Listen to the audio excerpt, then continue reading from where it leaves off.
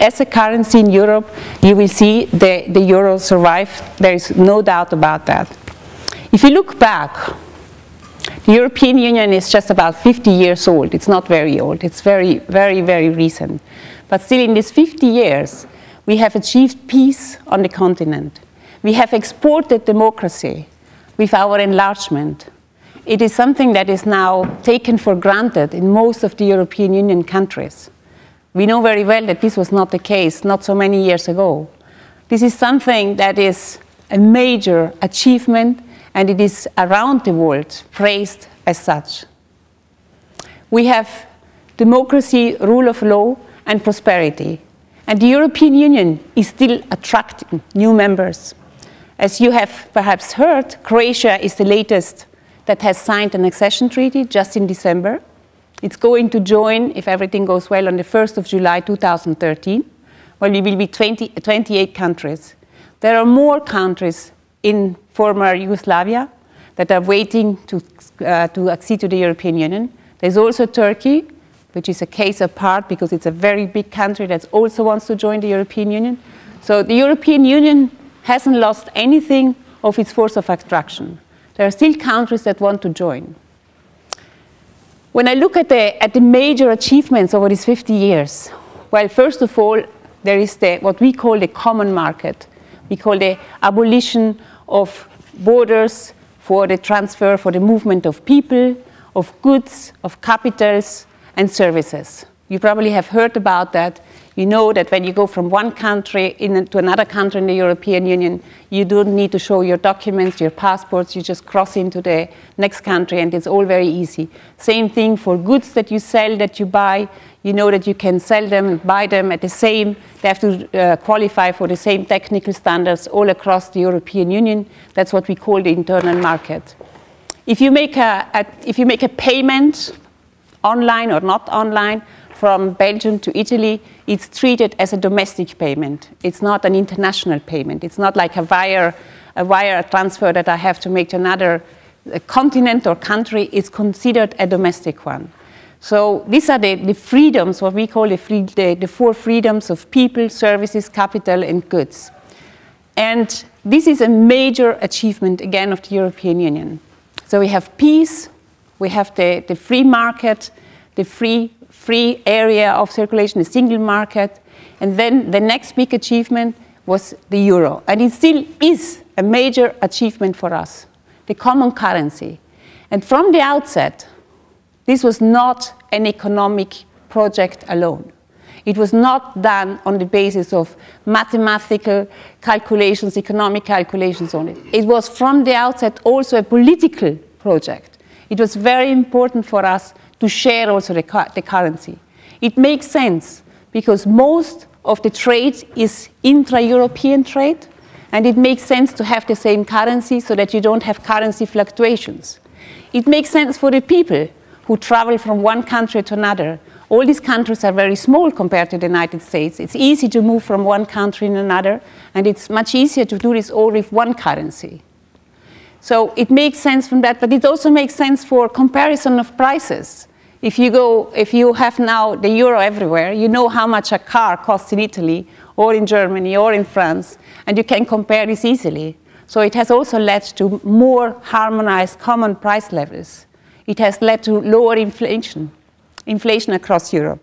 So there are many economic reasons that make sense for the euro, but there is also a political idea behind this, and this is very important for us because political is something that you cannot explain on economic reasons alone, why it is there and why we believe in it.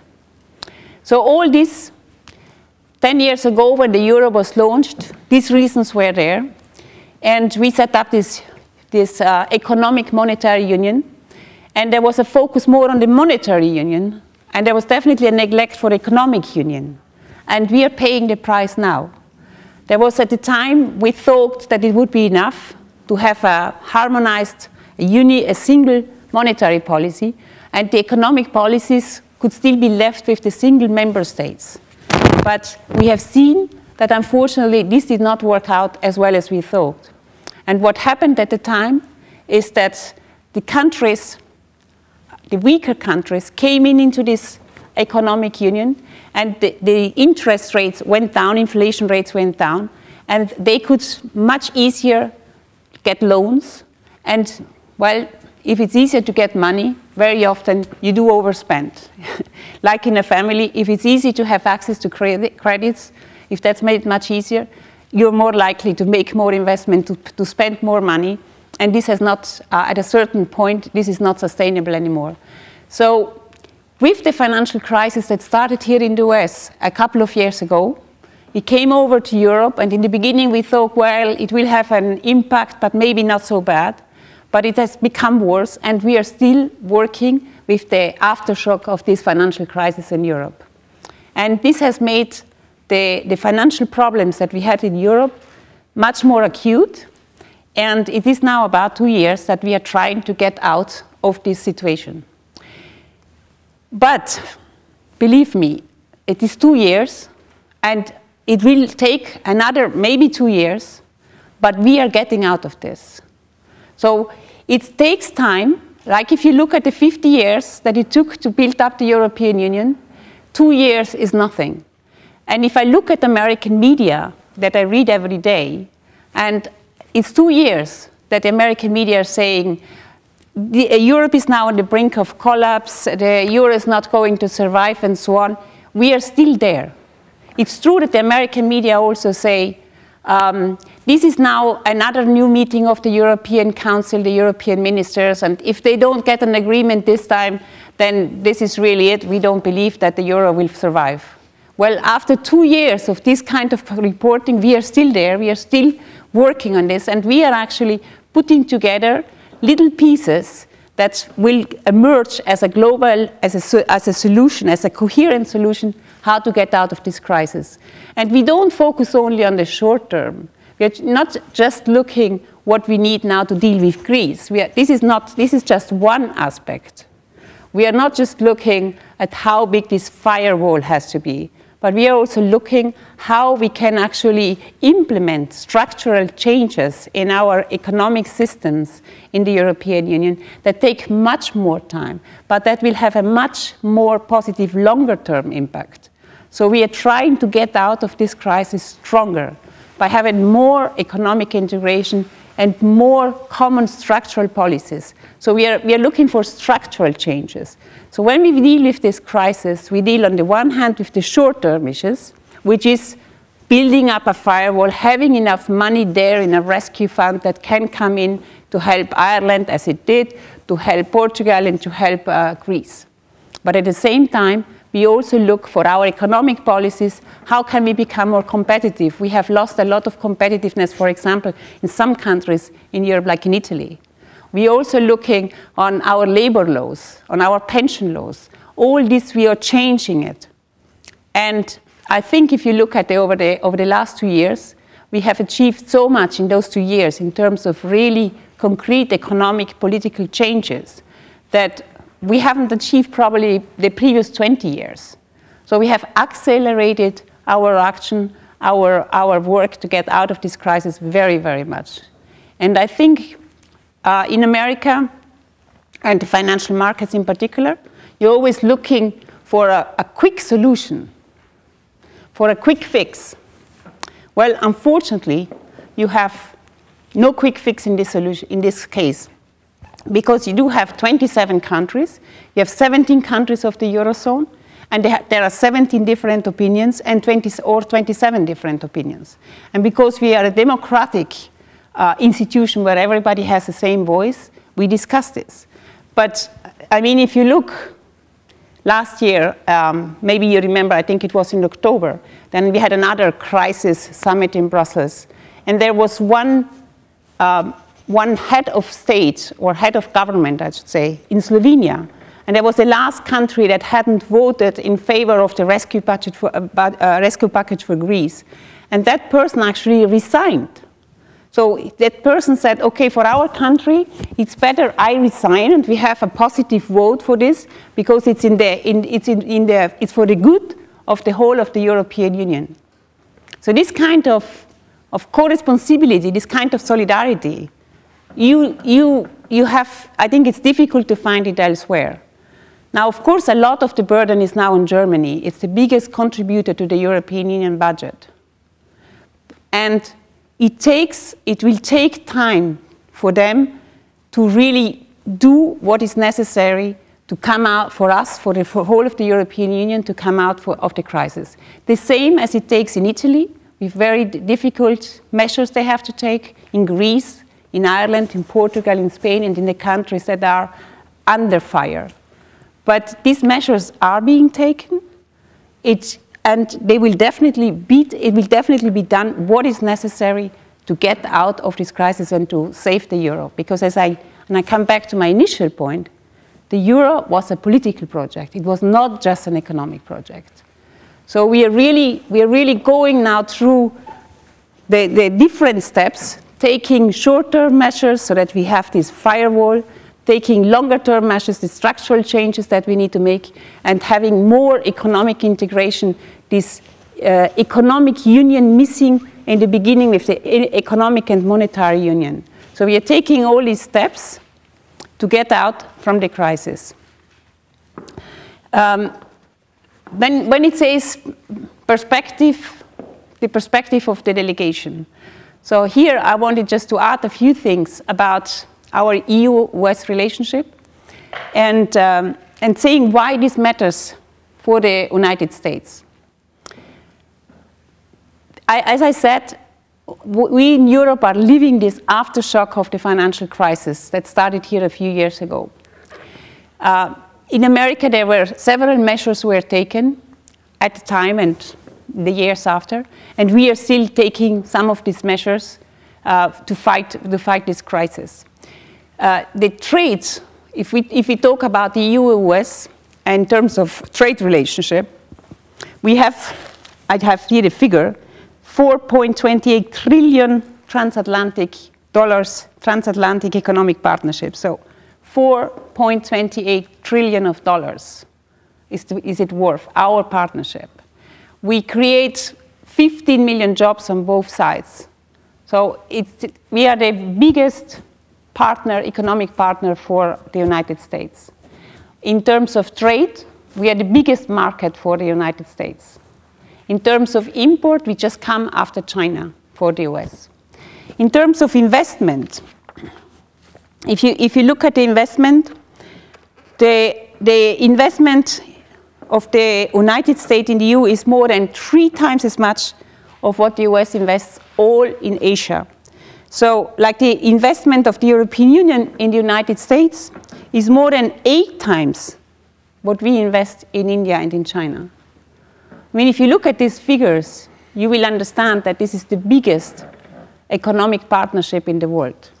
And because of our economies being so interlinked, any crisis that we have in Europe, or for that matter, any crisis that you have in the US, affects the other partner. In terms of investment, I mentioned the flows, but more and more companies invest through subsidiaries, affiliates. And even here in the area of Carolina, I see, for example, in Spartanburg, which is in South Carolina, BMW, the German car maker, invested $5 billion for a full manufacturing facility outside of Germany. So they created 7,000 jobs there. So with all these links in the investment, in the trade field, anything that happens here affects us, and anything that happens in Europe will affect you. And why we need to get out of this together? Well, precisely of that, because we need to do this together. There was some point, thinking, yes, Europe, we have to blame Europe because our job market here is not improving. It doesn't make sense to put this blame on either of us. What we really need to do is work together, create together many more jobs so that we can both get out of this crisis better. Anything that is negative in Europe and would affect negatively the US, it doesn't make sense. We are in this together, so either we swim together or we go under together. And that is really, I think this cooperation is really, really essential. In terms of, one more time, from the delegation, the perspective from the delegation, if I look at the American media reporting, it's very, very, very negative. It is not just the euro that they put into question, but also the European integration process. But if you go to Europe and you read German, French, Italian, Slovenian media, you will see that nobody there puts the European integration process into question. Nobody. There are lots of debates of how we should bail out Greece. Should we bail out Greece? What should we do with the other countries? Does it make sense to integrate our economic policies further and so on? All of these questions. But nobody puts into question the European integration. Because that's something for us, which is, we take it now for granted. It's there. It's not going to change. We are happy with that. We want to go ahead on this level, on this path. So when I compare American media reporting and European media reporting, I see a big difference. The other thing that I wanted to say is that, of course, American reporters, because of the language issue, they rely very much on British media, because it's the same language. So in American media, you don't have very often somebody from continental Europe, a native different language speaker, speaking about what is happening in Europe. Most of the time you will have people who are from the United Kingdom and who speak about Europe. But as you know, perhaps the United Kingdom has a very special position within the European Union.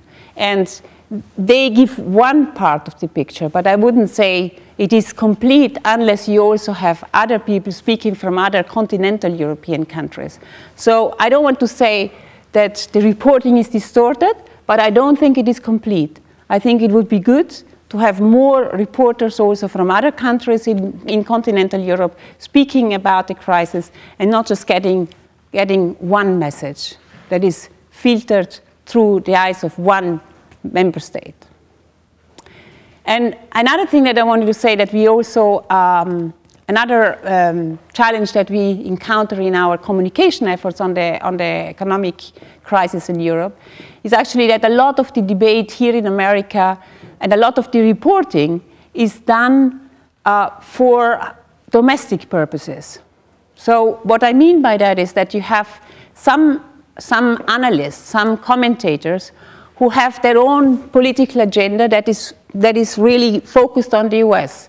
So it's actually they're making a point by saying, well, Europe should have more stimulus measures, Europe should do some more quantitative easing and all this. But they are thinking, and they are writing this article, focusing on the American political scene. It's not about the reporting about Europe, but they are trying to use the arguments to actually make their point about the political debate here, the domestic debate.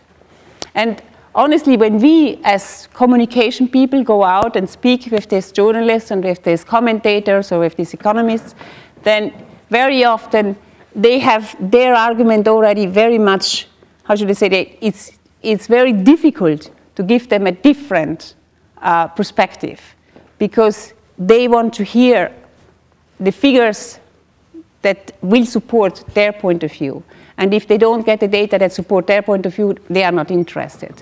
But because their objective is not so much to report about the issue in Europe, how it is there, but more about how to influence the political debate here.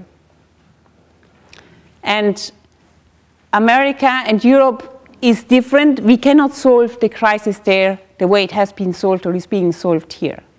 So quantitative easing is not a policy that works in Europe the way it works here. There are different ways that we have to go in Europe to come out of the crisis.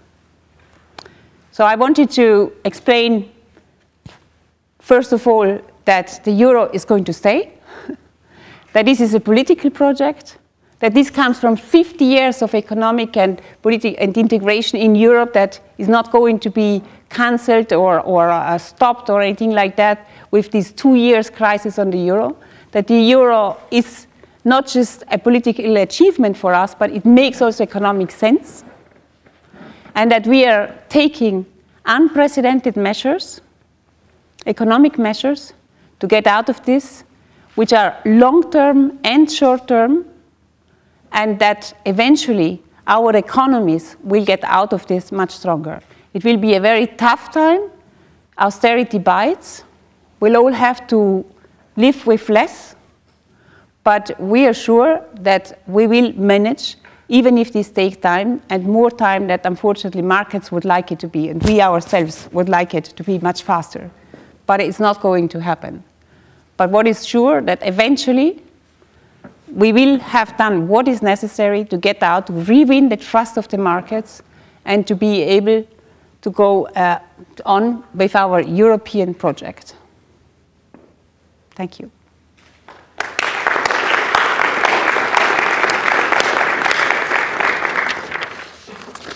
So I'm ready for questions.